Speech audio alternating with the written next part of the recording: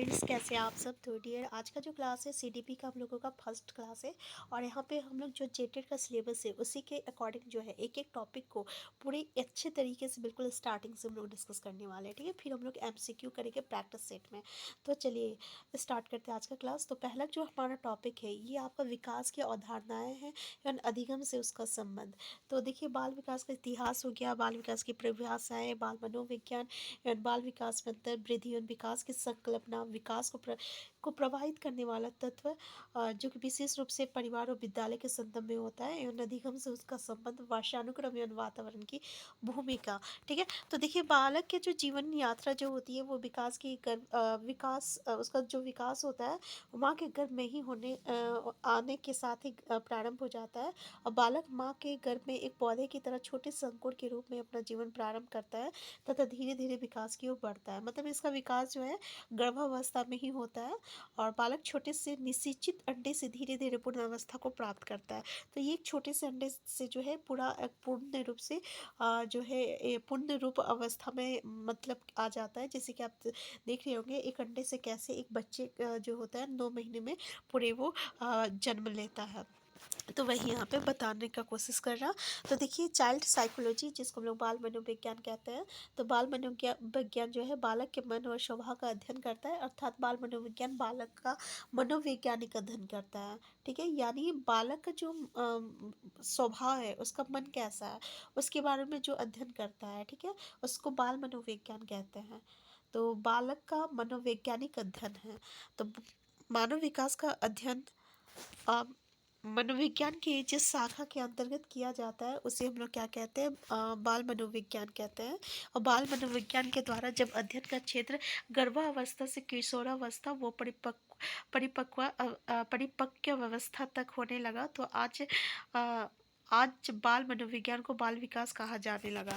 मतलब क्या बोल रहा कि बाल मनोविज्ञान का हम लोग बाल विकास कब कहते हैं, तो जब इसका अध्ययन हम लोग जो है गर्भ अवस्था के क्षेत्र से किशोर अवस्था और परिपक्व अवस्था तक करते हैं, ठीक है, तब उसको हम लोग बाल विकास कहते हैं। जब अध्ययन का क्षेत्र बाल मनोविज्ञान के द्वारा बालक के मन व व्यवहार को भली भांति समझा जा सकता है, बालक की स्मृति का कितना विकास हुआ है और जीवन काल के किन परिस्थितियों से क्या प्रेरणा ग्रहण करता है आदि प्रश्नों को उत्तर ढूंढना ही बाल मनोविज्ञान का उद्देश्य है। तो कहने का मतलब क्या है, अगर हम लोग बाल मनोविज्ञान कर रहे हैं की बातें कर रहे हैं, ठीक है, तो इसका में आता क्या है, तो इसमें हम लोग ये चीज़ देखते हैं कि उसकी परिस्थिति क्या है, उसकी वो कैसा प्रेरणा ग्रहण कर रहा है। और ठीक है, तो इस तरीके का जो सवाल आता है, बालक की स्मृति क्या है, उसका स्मृति का कैसे विकास हो रहा है, इसका जो अध्ययन होता है उसी को हम लोग बाल मनोविज्ञान कहते हैं। और इस तरीके के सवाल जो है हम लोग इस फील्ड में देखने को मिलता है। तो बाल विकास का इतिहास, सबसे पहले विश्व में सन 1979 से विश्व अंतर्राष्ट्रीय बाल विकास मनाया जा रहा है। तो कब मनाया जा रहा है देख लीजिएगा, ठीक है, 1979 को यहाँ पे विश्व अंतर्राष्ट्रीय बाल विकास मनाया जाता है। और बाल विकास कब से मनाया जाता है, 1979 से मनाया जाता है। बाल विकास बाल मनोविज्ञान का आधुनिक या विस्तृत रूप होता है। बालक के शारीरिक, मानसिक, बौद्धिक, भावनात्मक, सामाजिक आदि पक्षों में परिपक्वता बाल विकास कहलाता है।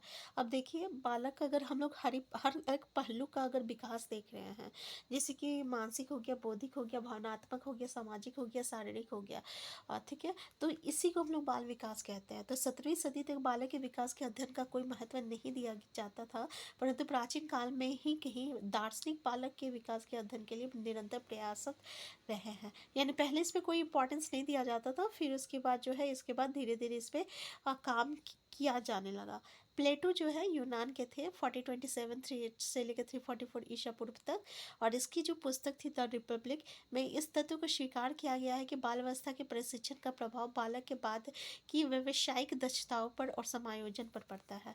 यानी बाल्यावस्था के प्रशिक्षण मतलब इस समय आप जो उसको ज्ञान देंगे, ठीक है, तो उसका असर उसका व्यावसायिक दक्षताओं और समायोजन पर पड़ता है। ये आपका प्लेटो ने कहा है। ये उसका बुक का नाम क्या था, द रिपब्लिक था। फिर 1628 1628 ईस्वी में 17वीं सदी में जॉन ऑमस कैमेनियल्स जो थे, धनी आयु वर्ग के बच्चों के लिए इटली में स्कूल ऑफ इन्फेंसी बचपन के स्कूल की स्थापना की। और लगभग 29 वर्षों के अथक प्रयास से 1657 में अपनी प्रसिद्ध पुस्तक ऑर्बिक विक्टियस की रचना की है। इसका पुस्तक का नाम है ऑर्बिक विक्टियस, जो कि 1659 ईस्वी में प्रकाश में आई। और इस पुस्तक में इन्होंने सभी वर्ग के बच्चों के शैक्षणिक विकास का विवरण दिया, जिनमें बालक की प्राथमिक शिक्षा एवं पाठ्य सामग्री को चित्रों के माध्यम से आकर्षक बनाया तथा मुख्य विषय वस्तु को जोड़ा। इससे विद्वानों के ध्यान का आकर्षण बालक बना। ठीक है, तो यहाँ पे आप देख सकते हैं कि इनका बुक का नाम क्या था, ऑर्बिक विक्टियस था। इसकी रचना कब हुई थी? आर्थिक प्रयास 1657 में इसकी बुक आई थी, जो कि 1659 में प्रकाश में आई, मतलब कि सब इसके बारे में जाने। और इसमें जो है बालक की जो प्राथमिक शिक्षा, उसके पाठ्य सामग्री को जो है चित्र के माध्यम से दिखाया गया था। तो बालक के विकास का प्रथम बार वैज्ञानिक विवरण जो है 18वीं शताब्दी में 1774 में आपका पेस्टोलॉजी ने प्रस्तुत किया था। किसने किया था? पेस्टोलॉजी ने। इनका ये विवरण अपने स्वयं के 3.5 वर्षीय पुत्र पर बेबी बायोग्राफी बाल कथा पर आधारित है। ये खुद के बेटा बेबी बायोग्राफी पर आधारित है। ठीक है, तो नेक्स्ट पॉइंट जो है, जर्मनी के चिकित्सक जो है डॉक्टर टाइटमैन ने भी 1784 में अपने बच्चों के शारीरिक और मानसिक विकास का निरीक्षण कर एक विवरण दिया है। ठीक है, तो याद रखिएगा, जर्मनी के जो डॉक्टर थे टाइटमैन, ये भी अपने बच्चों पर निरीक्षण किए थे 1784 में। 19वीं सदी में अमेरिका में बाल अध्ययन आंदोलन की शुरुआत हुई थी और स्टैनली हॉल इस आंदोलन के जन्मदाता थे। और 1893 में 19वीं सदी में इस आंदोलन की शुरुआत हुई थी। स्टैनली हॉल याद रखिएगा। नेक्स्ट है, इन्होंने चाइल्ड सेंटर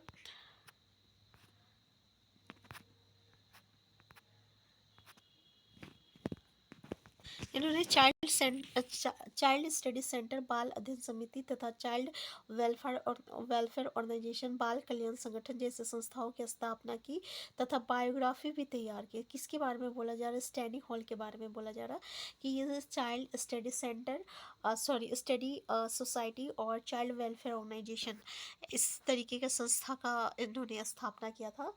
देखिए, धातव है, भारत में बाल विकास के अध्ययन की शुरुआत लगभग 1930 ईस्वी में कोलकाता विश्वविद्यालय से हुई थी।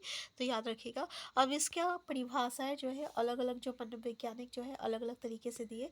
जैसे कि जेम्स ट्रेवर के अनुसार क्या है कि विकास प्राणी में होने वाले प्रगतिशील परिवर्तन है, जो निश्चित रूप से किसी लक्ष्य की ओर लगातार निर्देशित होते रहता है। उदाहरण के रूप में किसी भी जाति में भ्रूण अवस्था से लेकर पौड़ा अवस्था तक परिवर्तन है।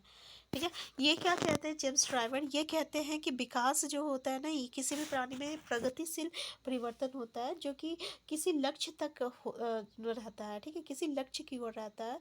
और ये किसी भी जाति में अगर हम देखें तो भ्रूण अवस्था से लेकर जो पौरावस्था तक जो उसका हो रहा है, ठीक है, जितनी भी वो विकास हो रहा है, जो भी मतलब कि हो रहा है उसके लाइफ में, उसी को हम लोग क्या कहते हैं?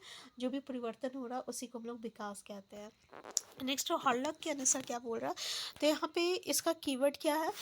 ये बोल रहा है किसी लक्ष्य की ओर। ठीक है, जेम्स ड्राइवर क्या बोल रहा है? प्रगतिशील है विकास, किसी लक्ष्य की ओर है बोल रहा है। ठीक है, तो ये सब इम्पॉर्टेंट है। अब यहाँ से हमारा जो है इम्पॉर्टेंट कॉन्सेप्ट चल के आता है। ठीक है, देखिए कभी कभी ऐसे क्वेश्चन आ जाते हैं, जैसे कि अभी हम लोग चाइल्ड स्टडी सोसाइटी देखे, स्टैनली हॉल, तो इस तरीके से मनोवैज्ञानिक को लेकर एक आध दो क्वेश्चन आ जाता है। ठीक है ना, तो जो इम्पॉर्टेंट चीज़ है यहाँ से हम लोग यहाँ पर डिस्कस करेंगे।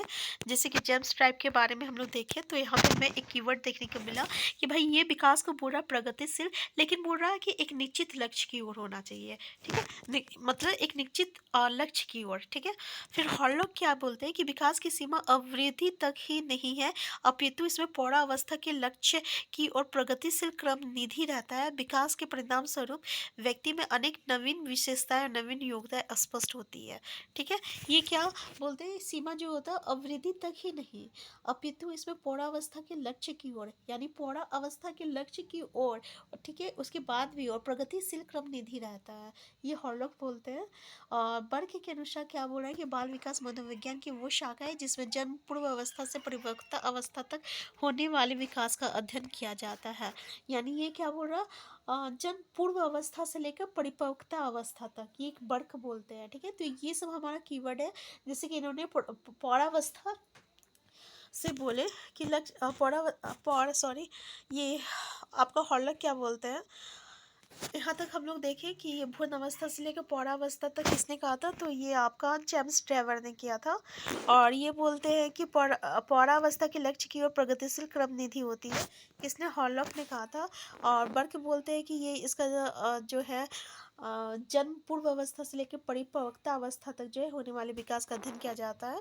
क्रो एंड क्रो क्या कहते हैं कि बाल विकास वो वैज्ञानिक अध्ययन है जिसमें गर्भ अवस्था के प्रारंभ से किशोर अवस्था के प्रारंभ तक होता है। क्योंकि गर्भ अवस्था से के प्रारंभ से किशोर अवस्था तक के प्रारंभ तक होता है, वो क्रो एंड क्रो कहते हैं। उपयुक्त परिभाषाओं के आधार पर निष्कर्ष निकलता है कि बाल विकास वो शाखा है जिसमें गर्भ अवस्था से परिपक्वता अवस्था तक होने वाले विकास का अध्ययन किया जाता है। तो अगर हम देखें सारे मनोवैज्ञानिक का, तो हमें बस यही पता चला कि भाई बाल विकास में वो शाखा होता है जिसमें हम लोग गर्भावस्था से लेकर जो परिपक्वता अवस्था तक जो मतलब विकास हो रहा है, ठीक है, जो भी चेंजेस हो रहा है, तो उसे हम लोग क्या कहते हैं, विकास का अध्ययन कहा जाता है। अब देखिए इसमें कुछ महत्वपूर्ण तत्व आता है, जैसे कि प्रथम बाल गृह की स्थापना जो है सन 1887 में न्यूयॉर्क में बाल अपराधियों के सुधारने के लिए किया गया था। फिर गैसल जो है 1928 में इन्फेंसी एंड ह्यूमन ग्रोथ तथा गाइडेंस ऑफ मेंटल ग्रोथ नामक पुस्तक का प्रकाशन 1930 में कराया। फिर जीन पियाजे जो स्विट्जरलैंड के थे ने बाल मनोवैज्ञानिक पर संवैधानिक 32 पुस्तकों की रचना की, और इनमें से कुछ प्रमुख language and thought of the child 1926 child conception of the world, फिर 1920 moral judgement of the child, बच्चों के नैतिक निर्णय 1930 आदि है।